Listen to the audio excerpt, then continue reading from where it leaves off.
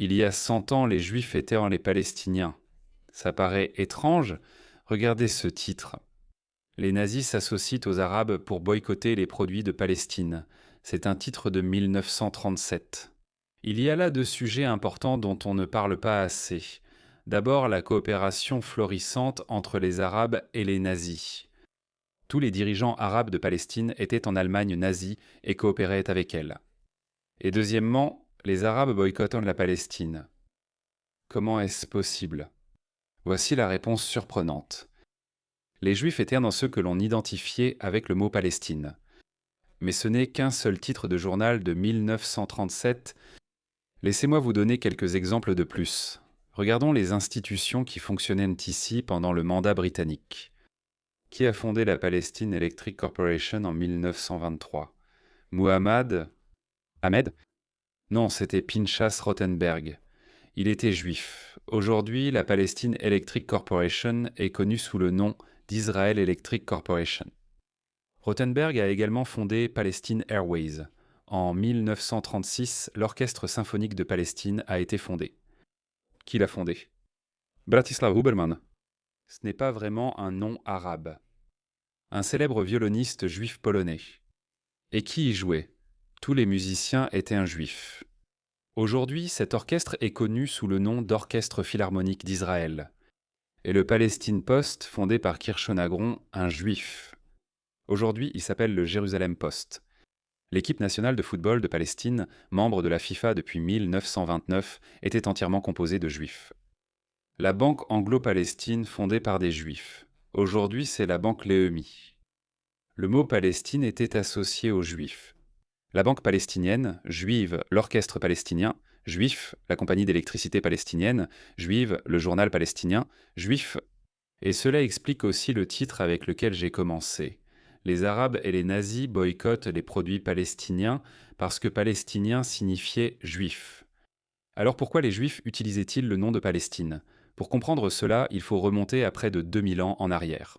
Après que les Juifs se soient rebellés contre les Romains, l'empereur Hadrien a voulu nous punir, pas seulement nous tuer, il voulait effacer notre mémoire de la carte. Alors il a pris le nom de notre terre, la Judée, et l'a changé pour celui d'un peuple qui avait vécu dans la région 1000 ans plus tôt et qui avait disparu de l'histoire. Les Philistins, en latin Palestina, Palestine. C'était une guerre psychologique romaine. Ils savaient dès que s'ils changèrent le nom de l'endroit, ils affaibliraient le lien des Juifs avec la terre. Ce nom, inventé par les Romains pour nous humilier, est passé dans les langues européennes. Et lorsque les Britanniques ont reçu le mandat en 1922, ils ont conservé le même nom, Palestine. Alors pourquoi les Juifs des années 1930 et 1940 se sont-ils appelés Palestiniens? Pour la même raison que je vous parle en ce moment en anglais. Ce n'est pas notre nom, mais c'est le nom que le monde comprend.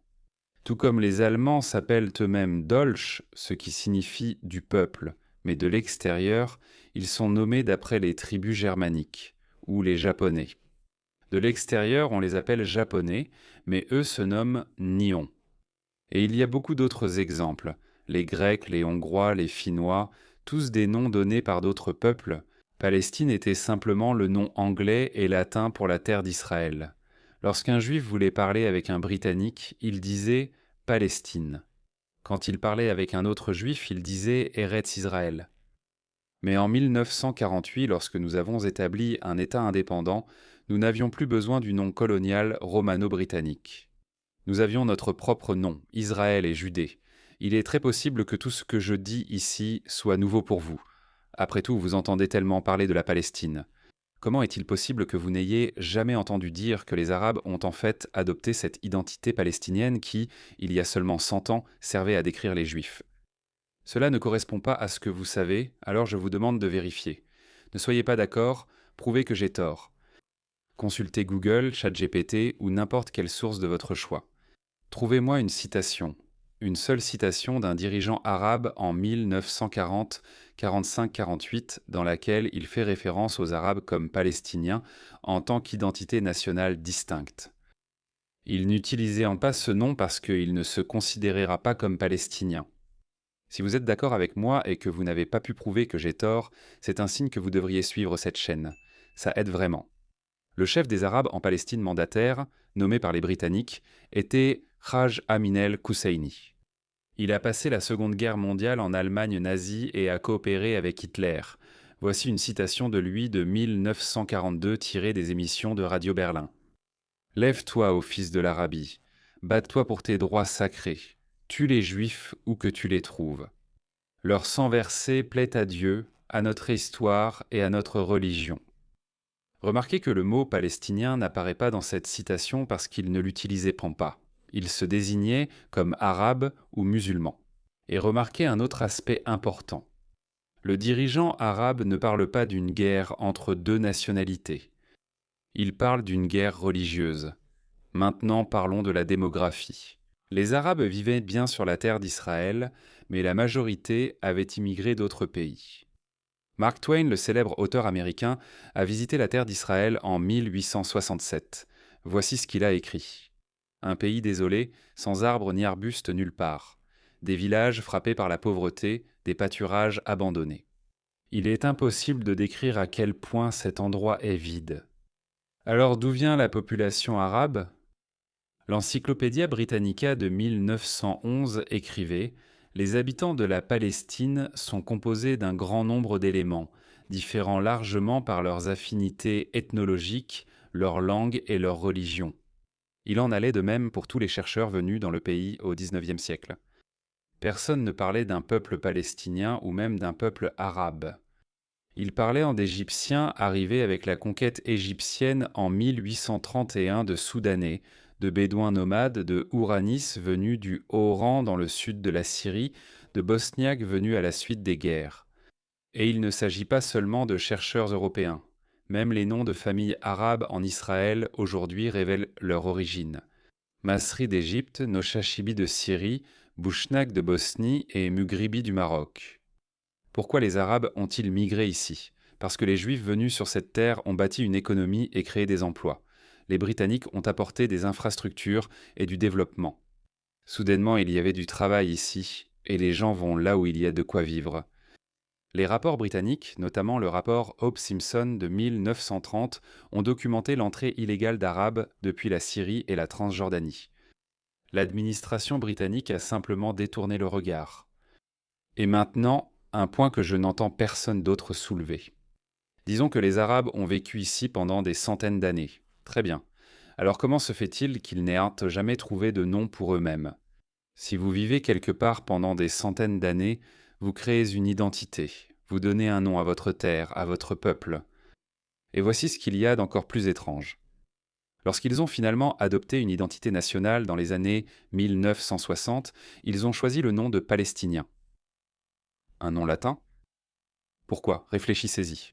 Les Ottomans ont régné ici pendant 400 ans. 400 ans. De 1517 à 1917. Si les Arabes vivant ici avaient voulu prendre un nom du pouvoir qui les dominait, il aurait été plus logique de s'appeler Ottomans. N'est-ce pas ? Les Britanniques, en revanche, n'ont été ici que pendant 25 ans. C'est tout.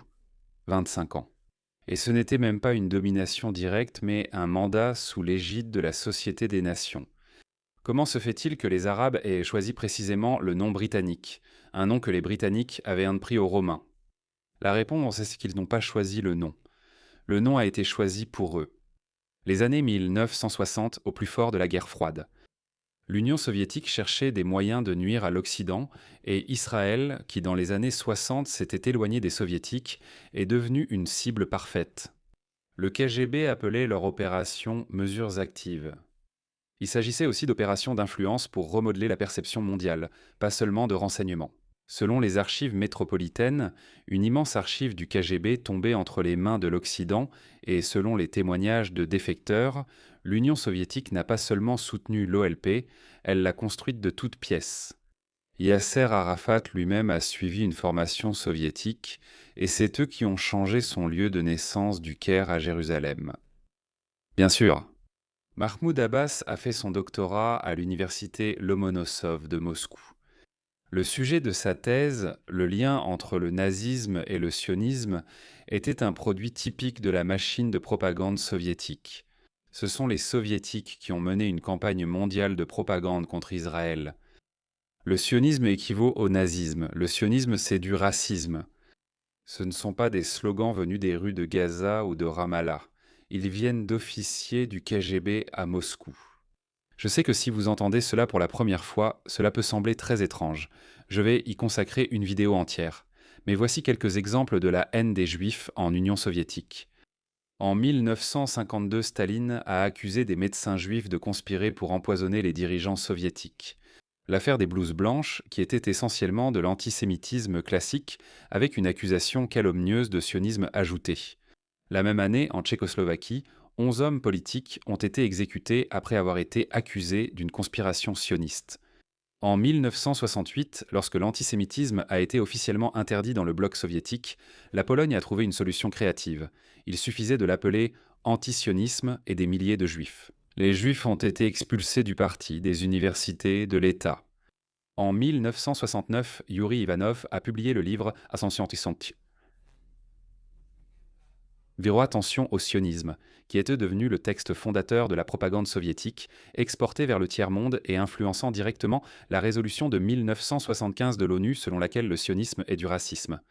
Les soviétiques avaient en déjà compris, dès 1963, que l'antisémitisme classique posait trop de problèmes d'image dans le monde. Ils sont donc passés à l'antisionisme, qui paraît plus politique et légitime. La même haine sous un emballage différent. Les soviétiques étaient les meilleurs au monde en matière de désinformation et de propagande. D'un côté, ils parlaient d'égalité, de justice et de grands bonds en avant, tandis que de l'autre, ils étaient les plus grands meurtriers du XXe siècle. Même le concept de politiquement correct, utilisé aujourd'hui pour ne pas offenser les personnes trop sensibles pour entendre la vérité, est en réalité une expression de l'époque communiste. Dites ce qui est politiquement correct ou retrouvez-vous dans un goulag en Sibérie. Je le vois comme un insigne d'honneur. Que la puissante et terrifiante dictature soviétique, la grande obscurité, la machine de mort communiste, considérait le minuscule Israël comme un ennemi qui valait la peine d'investir autant de ressources contre lui. Cela dit quelque chose de positif sur nous. Et d'ailleurs, ce mal, l'Empire soviétique, s'est effondré et nous sommes restés. Aujourd'hui, le Qatar, la dictature islamique, a remplacé les soviétiques, montant les jeunes Américains contre leur pays et Israël.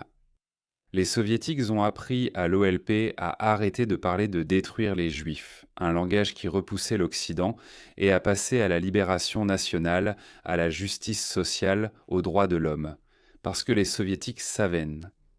La gauche libérale ne soutiendra pas une organisation qui dit vouloir détruire les juifs, mais elle soutiendra absolument un mouvement de libération nationale.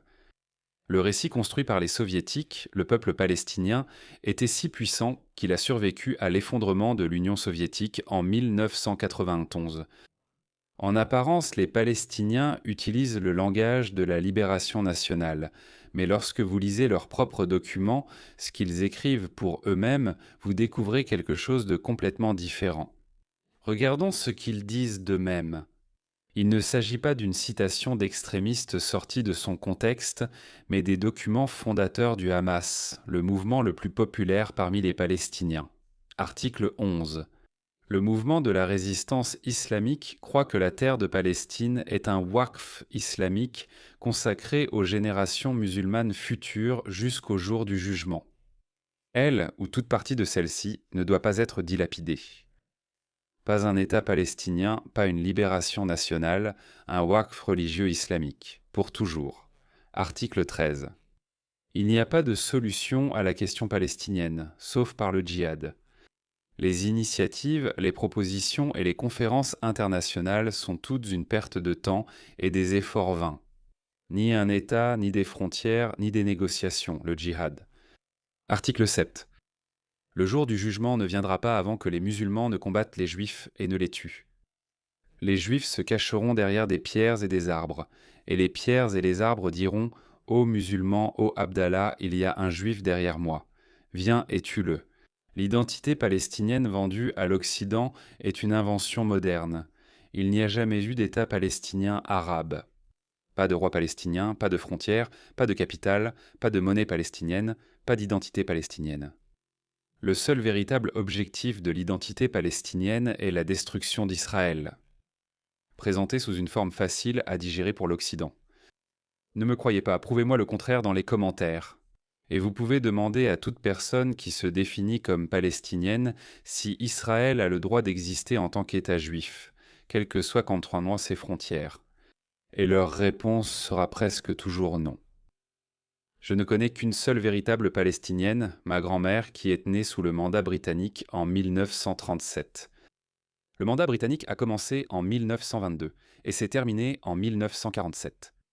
Toute personne née pendant cette période, juive ou arabe, peut revendiquer le titre de palestinien dans son véritable sens historique.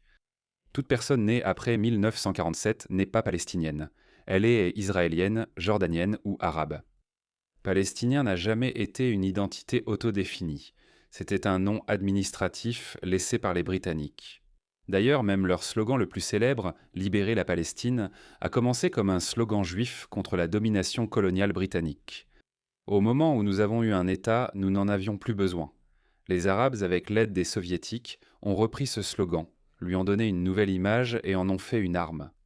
Et aujourd'hui, ces étudiants dans les universités américaines qui crient « Libérer la Palestine » pensent qu'ils se battent pour la libération. En pratique, ils poursuivent une campagne de propagande conçue par le KGB pour saper les valeurs occidentales et nuire à Israël. Toute personne, tout groupe peut se définir comme il le souhaite. C'est très bien. Mais on ne peut pas inventer l'histoire. Le peuple palestinien n'est pas un peuple autochtone. Au contraire, le peuple palestinien est l'une des créations les plus colonialistes de l'histoire. Le nom a été donné par l'Empire romain pour punir les Juifs. Les frontières ont été tracées par l'Empire britannique et les Soviétiques ont créé le récit. Mes amis, s'il vous plaît, aidez-moi à faire connaître la vérité. Et si vous voulez que je publie plus de vidéos, merci de soutenir mon travail. Il y a plusieurs options. Premièrement, vous pouvez me soutenir via Ko-fi, qui est similaire à Patreon. Vous pouvez faire un don unique ou mensuel. Vous pouvez acheter des produits dérivés et je suppose que vous avez remarqué le t-shirt que je porte. Il y a le t-shirt classique du Wisconsin et il y a la version kitsch. Taram! Il y a aussi des affiches et d'autres t-shirts et il y a aussi mon cours accéléré sur Jérusalem. Tous les liens seront juste en dessous. On se retrouve dans la prochaine vidéo. Yalla bas.